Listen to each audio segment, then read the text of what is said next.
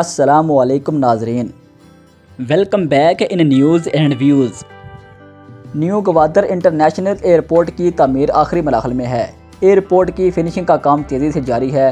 China airport construction company CACC نے airport کے residential complex یعنی جدید رہائشی کمپلیکس کی تعمیر کامیابی سے مکمل کر لی ہے۔ یہ نیو گوادر انٹرنیشنل ایئرپورٹ کے میگا سول ورک کی تکمیل کی علامت ہے۔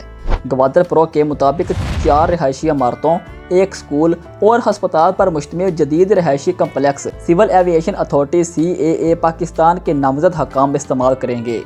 گوادر پرو کے مطابق مرکزی ایئر کنڈیشنڈ سسٹم کے ساتھ نیو گوادر انٹرنیشنل ایئرپورٹ کے جدید رہائشی کمپلیکس کو بلا تعطل بجلی کی فراہمی، سیوریج نیٹ ورک اور پینے کے پانی کی پائپ لائنوں کے ذریعے سہولت فراہم کی گئی ہے اور وائی فائی سسٹم بھی کام کر رہا ہے۔ اس کے علاوہ رہائشی کمپلیکس کے ارد گرد گرین ایریا بھی تیار کیا جا رہا ہے تاکہ صحت مند اور قابل رہائش بنیادی ڈھانچے کو یقینی بنایا جا سکے اور رہائشیوں کے لیے ماحول دوست بنایا جا سکے۔ پہلے مرحلے میں کمپلیکس کے اندر اور باہر درخت لگائے جائیں گے۔ سبز ماحولیاتی نظام کو مضبوط بنانے کے لیے مقررہ حصوں پر درخت کے پودے اگائے جائیں گے۔ ناظرین، حکومت نے بین الاقوامی سول ایویشن آرگنائزیشن ICAO اور دیگر سیکیورٹی ایجنسیوں جیسے یورپی سٹیزن ایکشن سروس ECAS اور ٹرانسپورٹیشن سیکیورٹی ایڈمنسٹریشن TSA سے نیو گوادر انٹرنیشنل ایئرپورٹ کا معائنہ کروانے کا بھی منصوبہ بنایا ہے تاکہ سیکیورٹی معیارات پر عمل درآمد کو یقینی بنایا جا سکے۔ دوسری جانب چین اور پاکستان نے CPEC کے تحت 2 طرفہ تعلقات کو بڑھانے اور تعاون کو تیز کرنے پر اتفاق کیا ہے اور کہا ہے کہ منصوبے کے اگلے مرحلے یعنی CPEC فیز 2 میں منتقلی کے ساتھ ساتھ اس کی اعلیٰ معیار کی ترقی کو تیز کیا جائے گا۔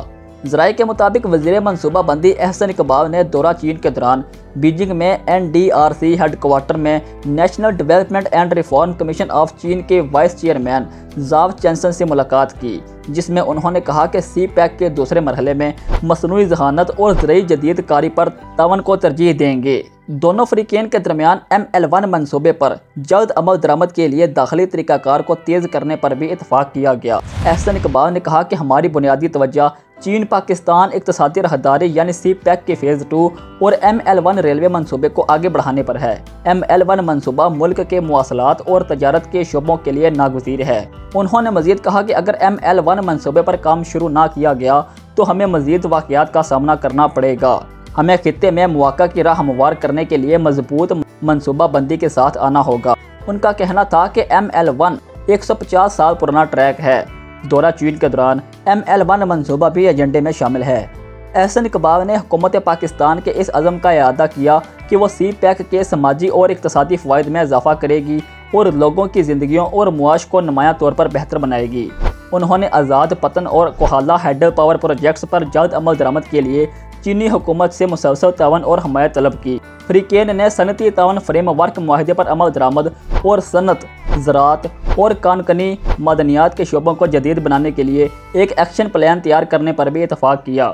مزید یہ کہ وزیر اعظم شہباز شریف کی قیادت میں نئی حکومت CPEC فیز 2 کے فلیگ شپ منصوبے کے تحت مزید سماجی اور اقتصادی انضمام، رابطوں، سلامتی، خوشحالی اور بڑے پیمانے پر صنعت کاری کے ذریعے 2 طرفہ تعلقات کو مزید مستحکم کرنے کے لیے کوشاں ہے۔ اجلاس میں CPEC کے 13ویں جوائنٹ کوآرڈینیشن کمیٹی JCC اجلاس کی ایجنڈے اور وزیر اعظم پاکستان کے متوقع دورہ چین پر بھی تبادلہ خیال کیا جائے گا۔ گوادر پرو کے مطابق حال ہی میں پاکستان اور چین نے CPEC فیز 2 کے تحت 5 نئی اقتصادی راہداریوں پر ورکنگ گروپ کے قیام کی کوششیں تیز کر دی ہیں، جو وزارت منصوبہ بندی کے تیار کردہ 5E فریم ورک سے ہم آہنگ ہے۔ فریقین نے وزیر اعظم پاکستان کے دورہ چین سے قبل CPEC کی جوائنٹ کوآرڈینیشن کمیٹی JCC کا اگلا دورہ منعقد کرنے پر بھی اتفاق کیا، جس کی مشترکہ صدارت احسن اقبال کریں گے۔ ناظرین، یہ تھی ہماری آج کی ویڈیو۔ آپ ان منصوبوں کے بارے میں جو بھی رائے رکھتے ہیں ہمیں کمنٹس میں بتائیں۔ اپنا اور اپنے ارد گرد کے لوگوں کا خیال رکھیں اور ہمیں دیں اجازت۔ اللہ حافظ۔